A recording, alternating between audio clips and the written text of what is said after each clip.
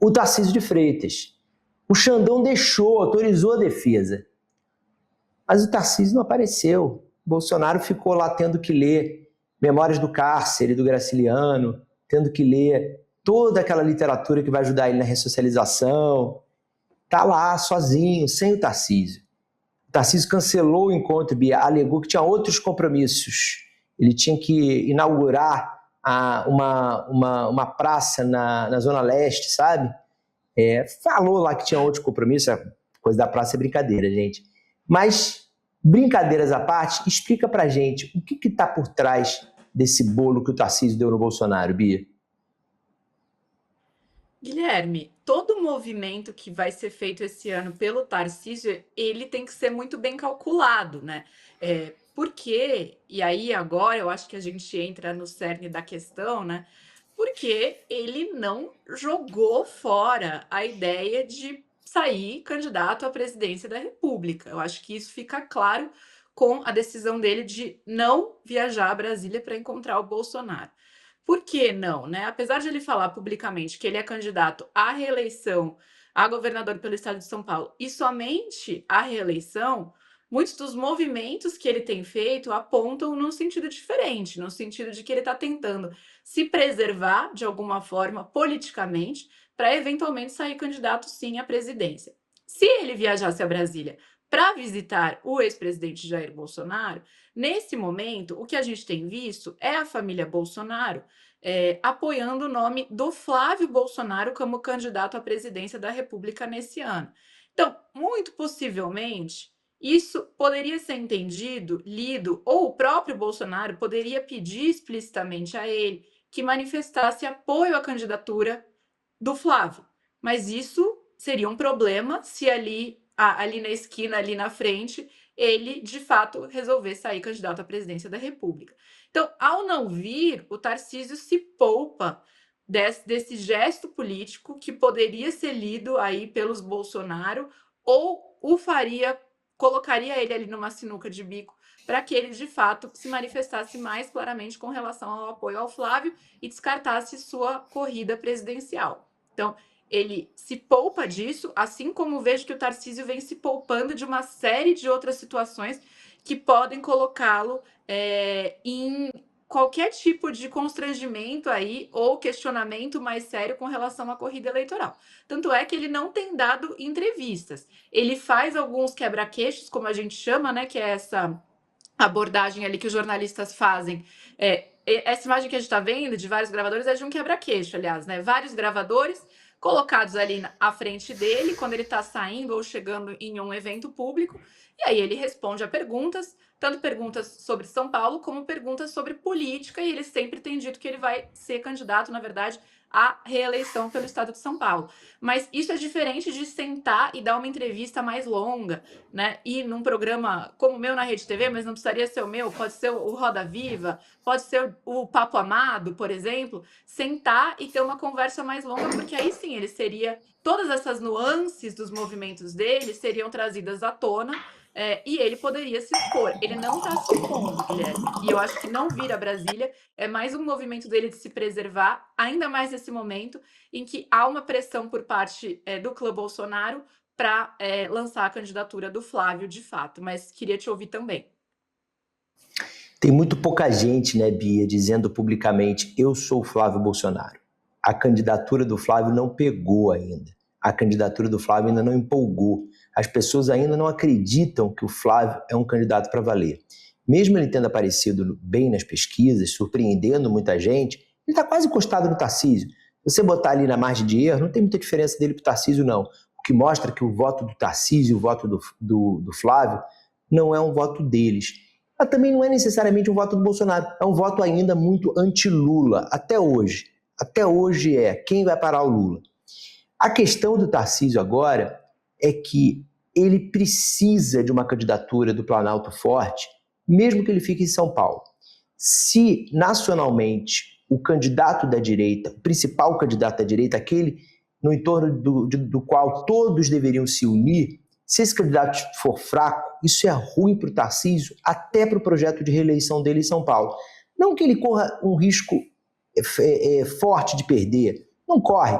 essa eleição é uma eleição confortável para o Tarcísio, a reeleição para o Palácio dos Bandeirantes. Mas ele vai dividir agora o palanque como coadjuvante do filho do patrão? Uma coisa é ser coadjuvante do patrão, do Bolsonaro, outra coisa é ser coadjuvante do filho do patrão. Ele é governador de São Paulo.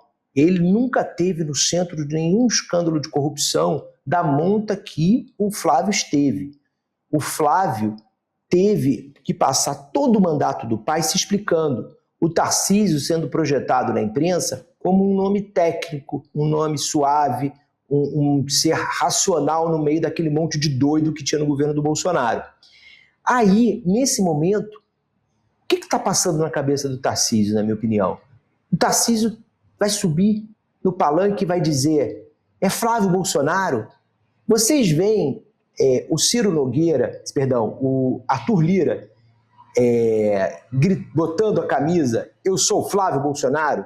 Ou o Collor gritando, Flávio Bolsonaro, Flávio Bolsonaro? Essa turma não está se empolgando com o Flávio.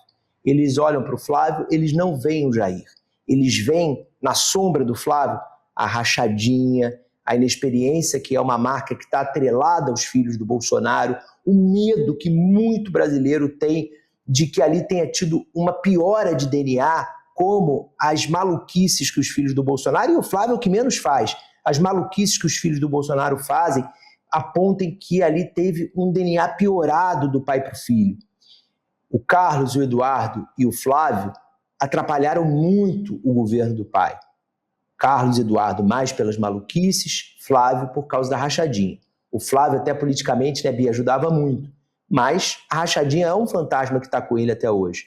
E tudo isso dá medo para o Tarcísio, dá medo para o Ciro Nogueira, dá medo para o Arthur Lira, dá medo para o Rueda, dá medo para esse ecossistema do Centrão, do qual o Tarcísio hoje está muito mais próximo, né? O Tarcísio hoje é muito mais Kassab do que Bolsonaro na prática.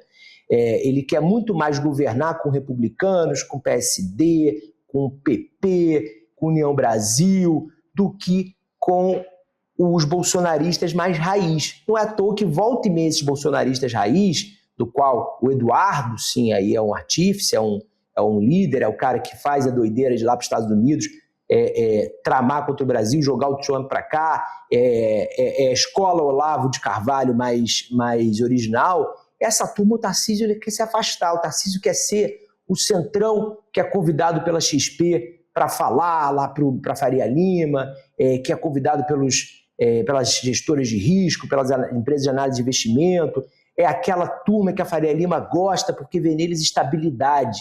É isso que o Tarcísio gosta de ser.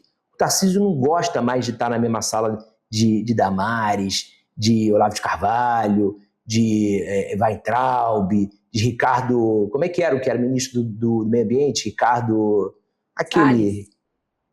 Salles. Ele não quer estar na mesma sala dessa gente. Se o Eduardo Bolsonaro está de um lado da rua, o Tarcísio atravessa para o outro. No fundo, é isso que o Tarcísio quer.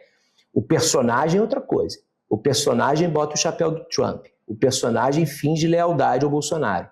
Mas é só você ver o dia a dia do governo do Bolsonaro que você vê que do Tarcísio, que o Tarcísio paga um pedágio para o Bolsonaro. Ele dá uns carguinhos para os bolsonaristas raiz, mas ele hoje em dia ele é muito mais Kassab do que Bolsonaro. E é por isso que ele não quer Flávio. Se não for ele próprio, na minha visão, Bia, ele quer outro nome.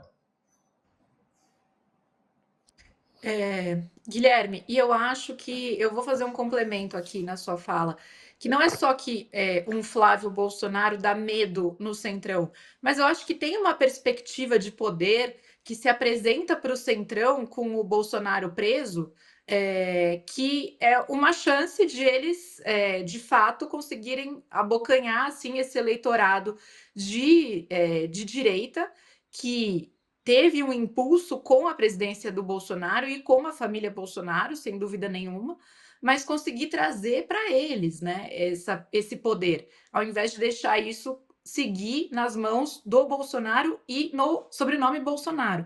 Então, para além do medo do Centrão, do que isso pode representar, mas também é uma chance, né? Uma chance de puxar para si esse capital político, ao invés de deixá-lo na mão do Bolsonaro.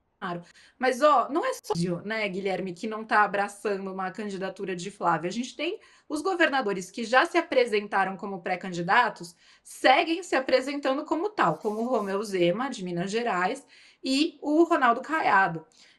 E não é só isso. A gente tem também o Kassab, né, trabalhando nos bastidores pelo nome do Ratinho Júnior, e recentemente o Ratinho Júnior, governador do Paraná, dizendo que se ele for escolhido, ele estaria pronto para abraçar um projeto nacional. Acho que foi uma frase recente dele e pela primeira vez se colocando dessa maneira, né, com condicionantes, né, ou seja, se de fato vierem a escolher o nome dele, mas o fato é que isso foi celebrado pelos aliados do Kassab também, né, Guilherme? Então, a gente tem mais do que só o Tarcísio dando esses sinais de que Flávio ainda não foi aceito como candidato da direita. Os outros também não se retiraram do pleito, pelo contrário, estão se colocando cada vez mais.